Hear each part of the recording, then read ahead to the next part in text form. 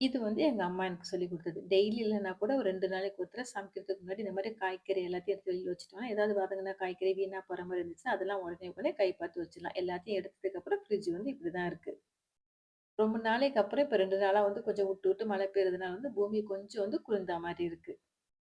இன்னைக்கு வந்து வெஜிடேரியன் டே தான். தொடர்ந்து வந்து ரொம்ப நான்வெஜ் அதிகமா எடுத்தா மாரி ஒரு ஃபீலிங்கா இருந்துச்சு. அதனால வந்து இன்னைக்கு ஃபுல்லா சைவமா சாப்ட்டுறலாம் அப்படின்னு, காய்கறிகளோட தோல்லாம் அதிகமா இருக்கிறதுனால, அத குப்பையில போட மனசு வரல. செடிக்கு ஊத்தலான்னு சொல்லிட்டு அத தனியா எடுத்து வச்சிருக்கேன். இன்னைக்கு வந்து சாம்பார், அவரைக்காய் பொரியல், அப்புறம் இரும்பு சட்டியில வந்து உருளைக்கிழங்கு வறுவல்.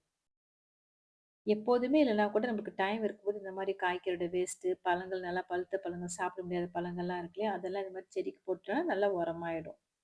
இது வந்து ஒரு 2, 3 நாள்லயே வந்து நல்லா மக்கிரும். இல்ல பக்கத்துல உள்ள அணிலு, குருவிலாம் கூட இத நல்லா சாப்ட்டுரும். சமைச்சு முடிச்ச கையோட இரும்பு சட்டியையும் சீசன் பண்ணி வச்சுட்டு, டொஹர் தொழுது முடிச்சுட்டு, அதுக்கப்புறம் தான் வந்து பட்டர் செய்ய ஆரம்பிச்சேன்.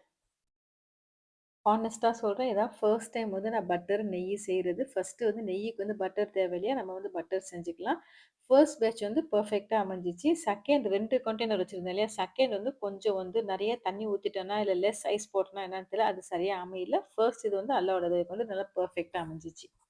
இதுலேருந்து நெய் எடுக்கிறத பத்தி அடுத்த வ்ளாக்ல பார்க்கலாம்.